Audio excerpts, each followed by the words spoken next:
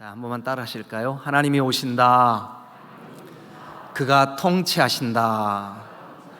자, 이렇게 마가복음이 시작이 되었습니다. 그런데 예수 그리스도께서 그의 생애의 많은 부분을 갈릴리 주변에서 사역을 하셨습니다.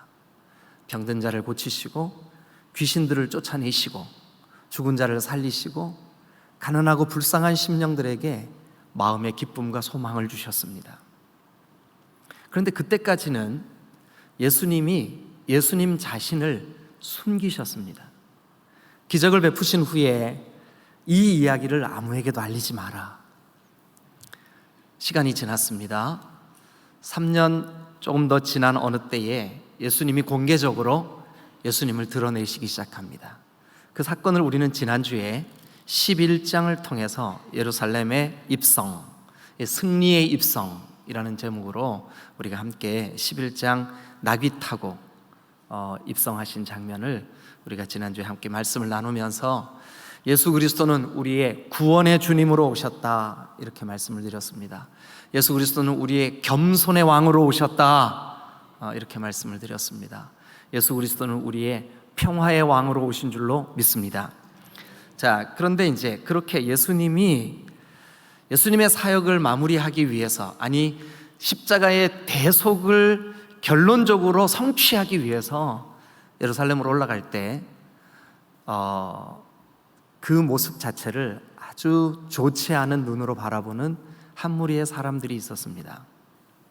그 사람들을 마가복음은 우리에게 아주 적나라하게 그들의 정체를 드러내고 있습니다. 어디를 보시냐면 11장 27절을 한번 보시죠. 11장 27절 다 같이 읽겠습니다. 시작. 그들이 다시 예루살렘에 들어가니라. 예수께서 성전에서 거니실 때에 대제사장들과 서기관들과 장로들이 나와. 대제사장들과 서기관들, 장로들, 이 사람들은 이 시대의 기득권자들입니다. 권세가들이고 민족의 지도자들입니다. 그런데 그들이 예수님을 못 알아보는 거예요. 그래서 어떻게 하면 예수를 꼬투리를 잡을까? 그런 그들에게 예수님이 질문을 하십니다. 뭐라 그러냐 하면, 그들은 지금 예수님에게 그대가 무슨 권위로 이런 일을 하오? 그 질문 앞에 예수님이 나도 한 말을 너희들에게 질문하겠소. 요한의 침례가, 요한에 베풀었던 침례, 요한의 사역이 하늘로부터 왔소, 사람으로부터 왔소? 당연히 하늘로부터 왔죠. 왜냐하면 이미 오리라고 구약 말라기 3장에 요한의 올 것을 메시아의 오심을 준비하는 선구자로 묘사하고 있기 때문에 이 사람들은 그걸 다 알고 있었어요. 그래서 이제 묻죠. 요한의 침례가 하늘로부터냐? 여러분, 요한은 하나님이 예수 그리스도 메시아의 길을 예비하라고 보내신 광야에서 외치는 자의 소리인 줄로 믿습니다. 어떤 성경 본문으로도 요한을 배도자라든지 배반자라든지 이렇게 말하는 것은 다 이단들이 그들의 교주를 설명하기 위한 수단입니다. 그래서 혹시 여러분들이 요한, 세례 요한이든 침례 요한이든 침례 요한에 대해서 걸고 넘어지는 사람들의 얘기를 들으면 아하, 사기꾼들이구나, 이렇게 이해를 하시면 100% 정답입니다. 자, 그 이야기가 끝난 이후에 예수님이 너무 안타까운 마음으로 12장의 이야기를 하나 들려주십니다. 그런데 이 이야기가 결론이 나 있습니다. 뭐냐 하면 12장 1절, 예수께서 비유로 그들에게 말씀하시되, 근데 이 비유는 무엇을 위한 비유냐 하면 12절, 그들이 누굴까요? 조금 아까 소개해드린 대제사장들과 서기관들과 장로들이에요. 그들이 예수의 이 비유가 자기들을 가리켜 말씀하심인 줄 알고, 자, 그럼 오늘 우리가 이제 저는 여러분들과 함께 그 예수님이 하셨던 비유를 제가 좀 설명을 하고 또 묵상을 하면서 여러분들과 함께 은혜를 나누려고 하는데, 이 비유는 사실 예수님이 그 시대 예수님을 박해할, 예수님을 잡아서 십자가에 못 박을 대제사장들, 서기관들, 장로들을 경고하기 위한 목적으로 하신 비유예요. 그런데 그 시대에는 그 비유가 그들에게 걸림돌이 되었지만 오늘 이 비유는 우리에게 어떤 의미가 있을까? 오늘 이 비유는 우리에게 어떤 의미가 있을까? 자, 여러분, 일단 저는 예수님이 직접 들려주신 비유의 이야기를 좀 정리해서 간단하게 여러분에게 설명을 좀 드리고자 합니다. 자, 먼저 1절을 보니까 이렇게 시작합니다. 예수님께서 말씀하십니다. 뭐라 그러냐면 한 사람이 어떤 한 사람이 있었습니다. 그런데 그 사람이 포도원을 만들었습니다. 포도원이 아주 규모가 크고 좋은 포도원이었던 것 같습니다. 자세한 설명은 안 나와 있지만 이 한 사람은, 이 주인은 산 울타리로 그 포도원을 쫙 둘렀는데, 산 울타리로 둘렀다고 하는 걸 보니까 산이 이 포도 과수원을 쫙 두르고 있었던 것 같습니다. 산 울타리로 포도원을 두르고 또 이 포도 농사를 다 지은 후에 그 포도즙을 짜기 위한 틀도 만들었습니다. 이 포도즙을 짜는 기구도 그 포도원 안에 아주 멋지게 만들어 놓았습니다. 그리고 망대, 즉 도둑들이 들어오지 못하게 살필 수 있는 높은 망대도 만들었습니다. 정리하면 한 사람, 포도원 주인입니다. 그 사람이 포도원을 일구었습니다. 포도나무를 심었습니다. 포도가 잘 열릴 수 있도록 모든 기반 시설들을 다 갖추었습니다. 울타리도 치고 포도즙 짜는 기계도 만들고 그리고 망대도 짓고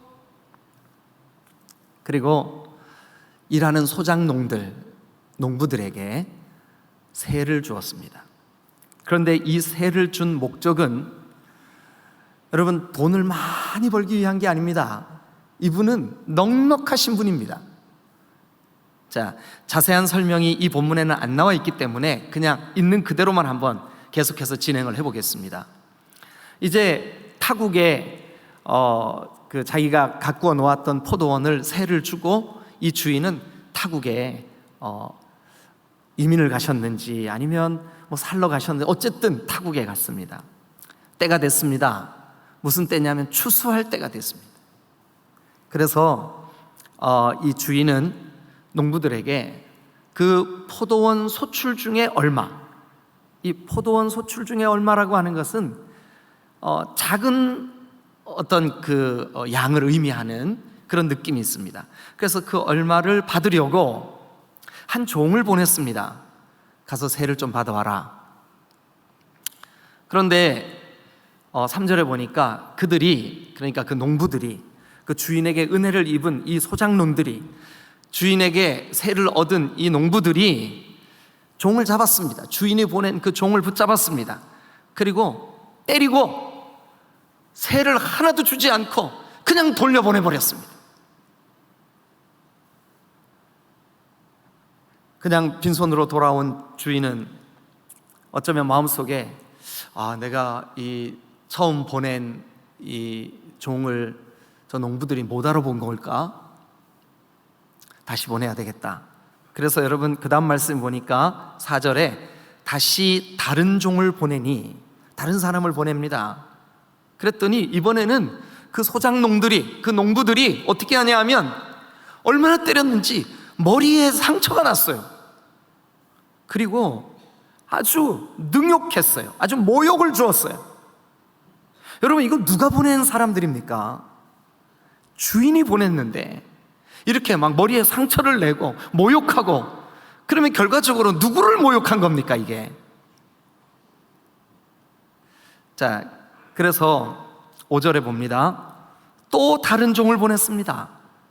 그런데 그들이 그 보낸 종을 죽이고 또 그 외에 많은 종들, 아마 여기 성경에 첫 번째 종을 보내고 또 다시 두 번째 종을 보내고 또 다른 세 번째 종을 보내고, 그런데 5절 중간에 그 외에 많은 종들도 이렇게 돼 있는 걸 보니까 그 외에도 여러 번 반복해서 이 주인은 종을 보냈던 것 같습니다.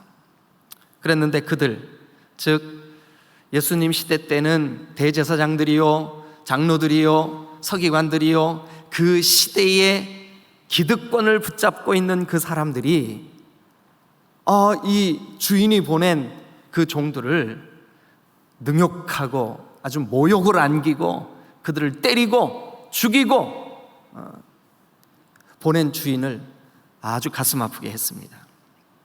그래서 6절을 보니까, 6절은 우리 같이 한번 읽죠. 6절과 7절은 같이 읽겠습니다. 다 같이 시작.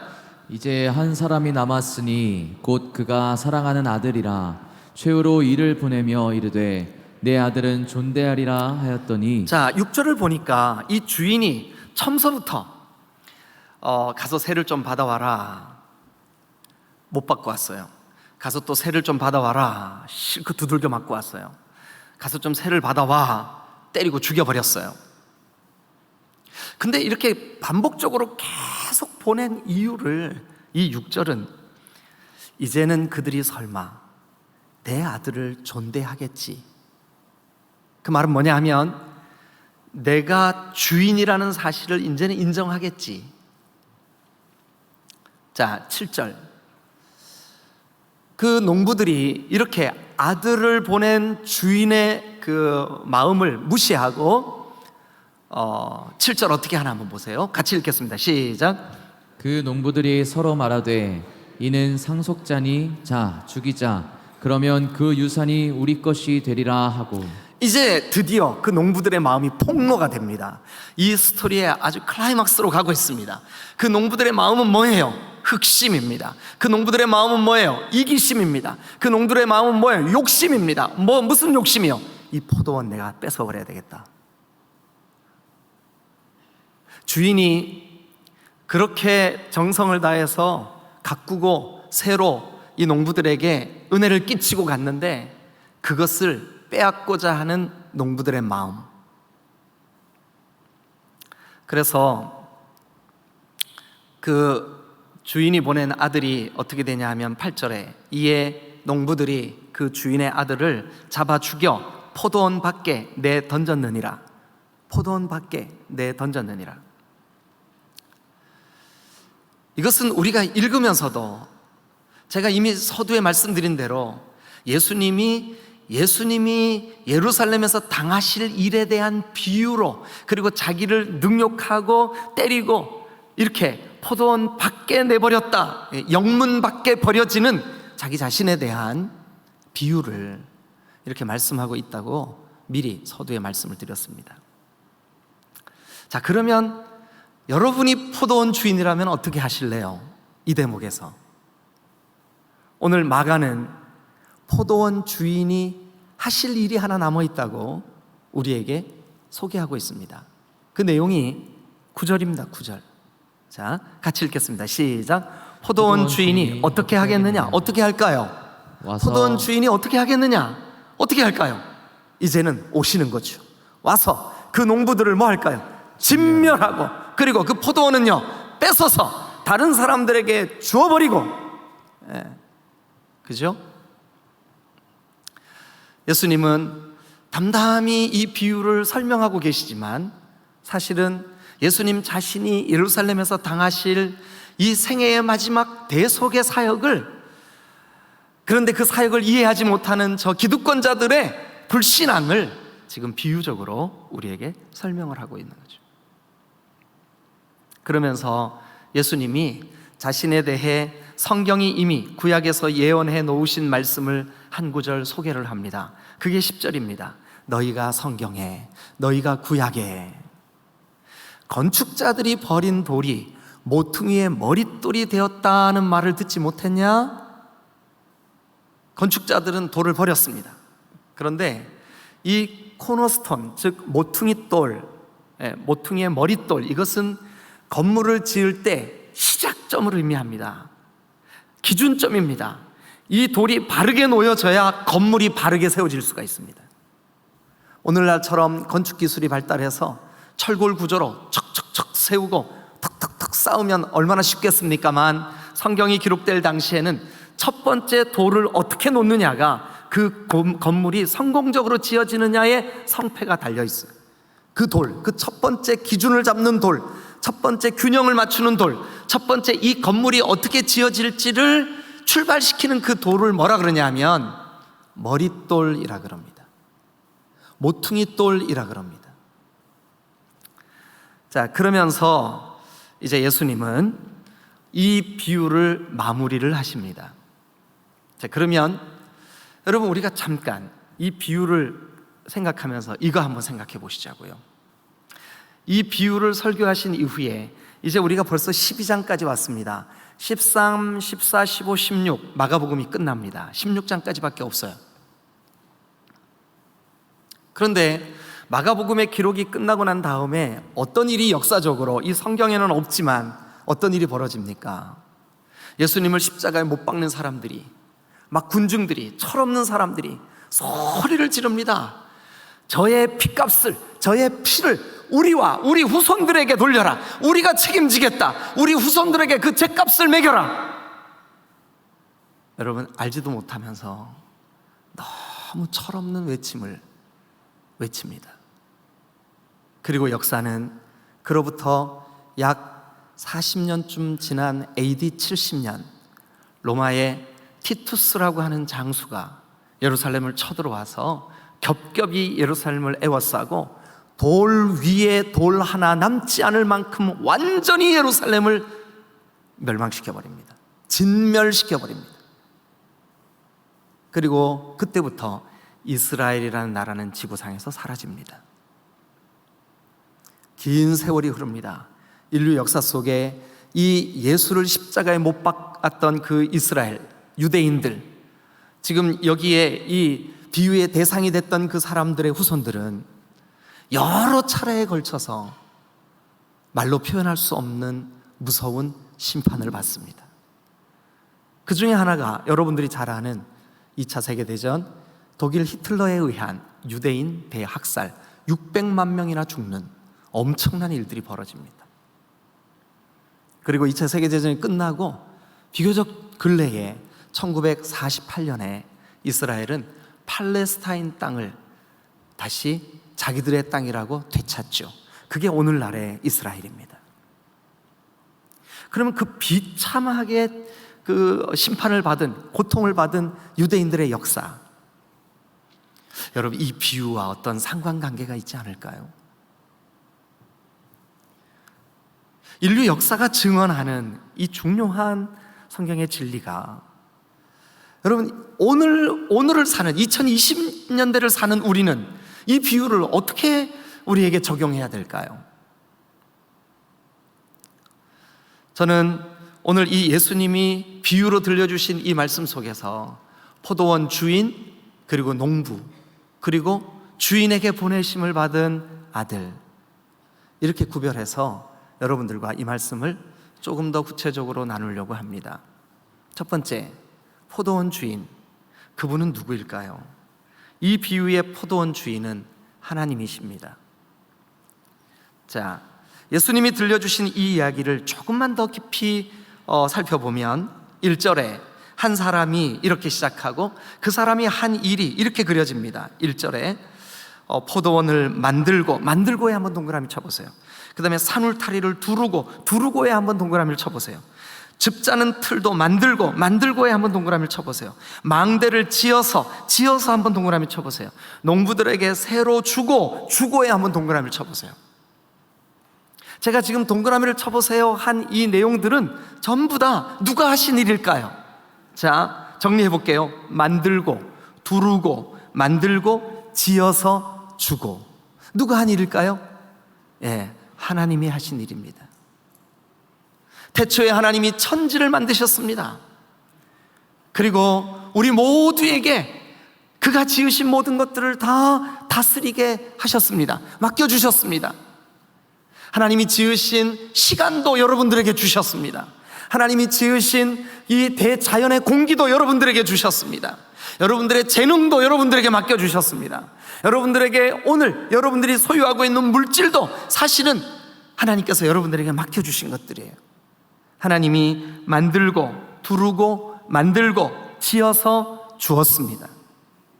자, 그럼 우리는 하나님이 어떤 분인지를 이 말씀 속에서 간단하게 좀 발견할 수 있습니다. 그렇게 정성을 다해 만들고 지어서 만들고 두르고 주고 한 그 모든 것들을 볼 때 우리 하나님은 정말로 인자하신 분입니다. 농부들을 위해 아낌없이 온 우주를 만드시던 그 하나님의 심정은 인자하시기 짝이 없는 너무나 귀하신 주님이십니다. 그리고 이 하나님이 하신 일을 보면 얼마나 성실하십니까? 망대까지 만들어서 우리에게 그것을 맡겨주셨습니다. 그러면서 이 포도원 주인의 기대는 뭐냐 하면, 자 여러분, 제가 조금 아까 간단하게 설명드린 이 12장 본문을 여러 번 반복해서 읽어보면 이 주인이 원했던 게 세일까 존대함일까? 여러분, 아들을 보내는 주인의 마음, 포도원 주인의 마음은 아들이 가서 많은 세를 받아오게 하는 게 목적일까요? 주인이 나를 존대하리라 하는 게 목적일까요? 6절은 우리에게 그것을 조금 더 선명하게 이르되 내 아들은 존대하리라 하였더니, 만약에 아들을 보냈는데 아들을 농부들이 존대하고 아들을 맞이하는 사람들이 존대했더라면 그들은 진멸되지 않아도 됩니다. 그들은 심판받지 않습니다. 그러나 안타깝게도 주인의 그 마음과 반하여서 이제는 주인이 보낸 그 아들을 모욕하고 때리고 옷 벗기고 조롱하고 십자가에 못 박고 죽이고 영문 밖에 버려버립니다. 자 여러분, 이런 주인이 어디 있습니까? 이 주인이 능력이 없어서 종 보내고 또 종 보내고 아들을 보내기까지 그렇게 했을까요? 아닙니다. 이 주인은 굉장히 인자하신 분이라 보내고 모욕적인 그런 그 결과물을 가지고 돌아왔지만 또 보내고, 내가 보낸 사람들이 죽었지만 또 보내고 또 보내고. 여러분 5절 보면 도무지 이해할 수 없는 일이 하나 있습니다. 뭐냐 하면 5절 중간에 그 외에 많은 종들도 이렇게 돼요. 그 외에 많은 종들도, 그것은 포도원 주인이 그 외에 많은 종들을 보냈다는 뜻이에요. 여러분 포도원 주인이 얼마나 능력 있는 분인 줄 아십니까? 9절을 한번 보세요. 포도원 주인이 어떻게 하겠느냐? 와서 그 농부들을 진멸하고 포도원을 빼앗아서 다른 사람에게 주리라. 그러니까 포도원 주인은 힘이 없어서 지금 또 보낸 게 아닙니다. 할 줄 몰라서 또 보낸 게 아닙니다. 포도원 주인은 얼마든지 농부들을 진멸시킬 수 있는 능력이 있는 분입니다. 얼마든지 그 포도원의 주권 행사를 뺏어서 다른 사람에게 줄 수 있는 자격이 있고 능력이 있는 분입니다. 우리가 이 본문에서 틀림없이 알 수 있어요. 그러나 주인이신 하나님, 온 우주를 창조하신 하나님은 오래 참으시고 인자하시고 보내고 또 보내고 두르고 만들고 조성하고 우리에게 주고, 여러분 신실하시고 성실하신 하나님이신 줄로 믿습니다. 자 그러면 이 예수님이 이 비유를 하실 때 농부들은 그 시대의 기득권자들이라면 오늘 이 본문을 읽고 있는 이 농부, 우리가 이 본문을 읽고 있는 오늘 우리에게는 농부가 누굴까요? 우리 자신입니다. 이 성경을 보고 있는 모든 독자들이 바로 농부들입니다. 여러분, 이 농부들을 한번 생각해 보십시다. 일단 농부들은, 여러분 아무리 이 예수님의 비유를 살펴봐도 주인이 너무 분명하지 않습니까? 그런데 이 농부들은 여기 지금 7절에 보니까 그 농부들이 서로 말하되 이는 상속자니 자 죽이자, 그러면 그 유산이 우리 것이 되리라. 주인 것을 우리 것 만들려고 하는 게 이 농부의 마음입니다. 농부의 속에는 탐욕이 가득합니다. 그런데 궁극적으로 이 농부들이 저지른 가장 무서운 죄가 뭔지 아십니까? 은혜를 베푼 주인에 대한 반역입니다. 인간이 하나님을 향하여 도저히 용서받을 수 없는 가장 무서운 죄를 지었는데 그게 뭔지 아십니까? 하나님을 향한 반역입니다. 다른 죄는 용서받을 수 있을지 몰라도 반역의 죄는 용서받을 수가 없습니다.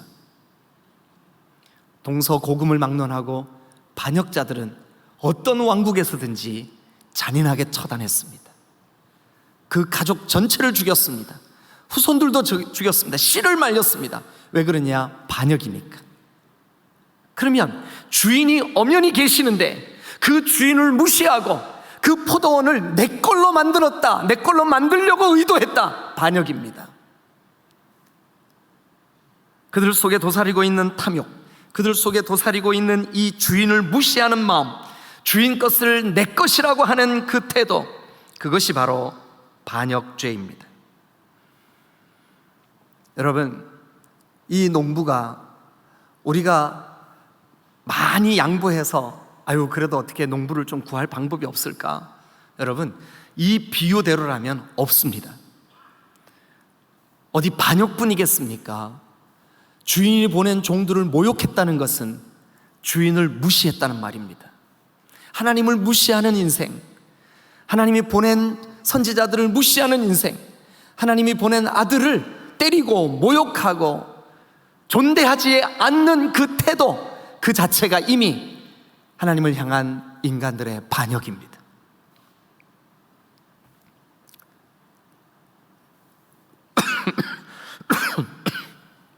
우리 인생은 안타깝지만 우리가 멀리 가지 말고 그냥 이 비유에서만 살펴볼 때 우리 인생의 운명이 뭐냐? 진멸입니다. 진멸. 그리고 빼앗김입니다. 이것이 우리의 운명입니다. 자, 그럼 세 번째, 이 비유에서 아들은 누굴까요? 아들은 누굴까요? 자, 예수님이 이 비유를 말씀해 주시던 이 시대에도 아들은 예수님이셨습니다. 변함없이 지금 우리가 사는 이 시대에도 이 비유의 아들은 예수님이십니다. 예수님이 사시던 시대의 이 비유 속에서 아들도 능욕당하고 매맞고 찢기고 상하고 십자가를 지고 그리고 비참히 죽어갔습니다. 그런데 이 성경을 한번 보죠. 6절을 한번 보겠습니다. 이제 한 사람이 남았으니 밑줄 그어보세요. 그가 포도원 주인이 사랑하는 아들이라. 그 사랑하는 아들을 어떻게 보냈습니까? 최후로 보냈습니다. 최후로 동그라미 한번 쳐보세요. 최후로 이를 보내며 이르되 내 아들은 존대하리라. 그러면 농부들은 마땅히 포도원 주인이 보낸 이 아들, 최후로 보낸 이 아들, 마지막으로 보낸 이 아들 한 사람밖에 남지 않았습니다. 더 이상 이 주인이 보낼 다른 선지자나 다른 왕이나 다른 제사장이나 다른 그 어떤 보냄을 받을 사람이 없어요. 마지막입니다. 최후로 동그라미 쳐놓으세요. 최후로. 여러분, 이 시대의 최대의 종교 사기꾼들인 신천지는 구약에 예언한 메시아는 예수님이시지만 신약이 예언하는 마지막 선생 중의 선생은 이만희라고 가르칩니다. 이 처음서부터 그렇게 가르치진 않죠. 가르치다가 보면 그렇게 가요, 결론이. 그런데 여러분, 우리가 이 본문만 딱 보셔요. 이제 한 사람이 남았어요. 최후로 보내지는 존재예요. 이분밖에 없는 거예요. 예수님도 직접 자신에 대해서 이렇게 말합니다. 나로 말미암지 않고는 아버지께로 갈 자가 있을까요, 없을까요? 없다. 여러분, 예수님은 요한복음 10장에서 나는 양의 문이라, 문이 아닌 다른 데로 넘어오는 것은 도둑이요 절도라 이렇게 말했습니다. 그러니까 이 시대에 우리의 구원을 위하여 오직 마지막 한 사람, 마지막 최후로 남겨진 하나님이 보내신 유일한 우리의 구원을 위한, 아니 우리가 이제 진멸될 운명에서 마지막 구원받을 유일한 길은 바로 이 아들, 보내심을 받은 예수 그리스도뿐인 줄로 믿습니다. 그런데 그분에 대하여 우리가 어떻게 해야 될까요? 자, 6절 마지막에 보니까 내 아들은 뭐 하리라? 존대하리라. 그러면 우리가 예수님을 나의 구주로, 나의 하나님으로, 나의 영원하신 메시아로, 나의 그리스도로 영접하는 것은 여러분 하나님을 존대하는 일인 줄로 믿으시기를 축원합니다. 영접하는 자, 곧 그 이름을 믿는 자들에게는 하나님의 자녀가 되는 권세를 주시겠다고 성경은 우리에게 약속하십니다. 여러분, 예수 그리스도는 이미 구약 성경에서 오늘 이 본문의 10절에 너희가 성경에 건축자들이 버린 돌이 모퉁이와 머릿돌이 되었나니 예수님이야말로 오고 가는 모든 인류의 모퉁이 돌 그리고 머릿돌이신 줄로 믿으시기를 축원합니다. 이분이 우리 인생의 기준점입니다. 이분을 영접하면, 이분을 존대하면, 이분을 하나님이 보내신 최후의 우리의 구원의 길로 그렇게 받아들이면, 영접한다는 것은 그분을 존대한다는 뜻입니다. 영접한다는 것은 그분으로 말미암아 그분만이 유일하게 그동안 내가 하나님 앞에 반역했던 이 모든 문제를 유일하게 해결할 수 있는 길이라고 믿는 거예요. 여러분, 최종적으로 보내진 하나님의 아들은 사실은 이 아들에 대하여 어떤 태도를 갖느냐에 따라서 심판받느냐 구원받느냐의 문제가 결정됩니다. 이 아들에 대해서 어떤 태도를 갖느냐에 따라서 우리가 주인으로부터 용서를 받느냐 용서받지 못하고 심판을 받느냐, 이게 결정이 됩니다. 여러분, 우리 인생의 주인은 하나님이십니다. 우리에게 부여된 시간, 건강, 재능, 자녀, 물질, 이 모든 것 우리에게 맡겨주셨습니다. 종종 주님이 네가 주인인지 내가 주인인지 너 고백해라 하고 세를 받으실 때도 있습니다. 여러분, 그것이 어쩌면 우리가 지금 드리는 예배일 수도 있고 시간을 내어 드려야 하니까요. 우리가 주님 앞에 구별하여 드리는 10의 1조일 수도 있어요. 그러나 여러분, 우리가 그것만 드려서는 안 되는 거죠. 우리 모두의 인생의 주인이 누구인지를 기억하는 거죠. 그래야 그분을 존대하는 거죠. 여러분, 예수님은 우리의 존귀하신 구주이신 줄로 믿습니다. 예수님은 내 인생의 시작점이요, 내 인생의 기초요, 내 인생의 결론으로 우리가 존대해야 될 분이신 줄로 믿으시기를 축원합니다. 이렇게 이 비유는 막을 내립니다. 이제 우리에게만 이 비유에 대한 과제가 남아 있습니다. 여러분은 어떻게 하실랍니까? 예수 그리스도에 대하여 이제 우리의 태도가 결정되어야 될 시점입니다. 정말 그분을 존대한다면 우리가 드리는 예배의 태도가 어떨까요? 정말 그분을 존대한다면 우리가 내 인생의 모든 시간이 주님 거라고 고백하며 주님 것으로 여기고 사는 저와 여러분들이 될 수 있지 않을까요? 여러분들의 남은 생애가 그렇게 되시기를 주님의 이름으로 축원합니다. 하나님이 오신다, 그가 통치하신다. 그가 통치하시는 방법이 바로 아들의 오심인 줄로 믿습니다. 기도하시겠습니다.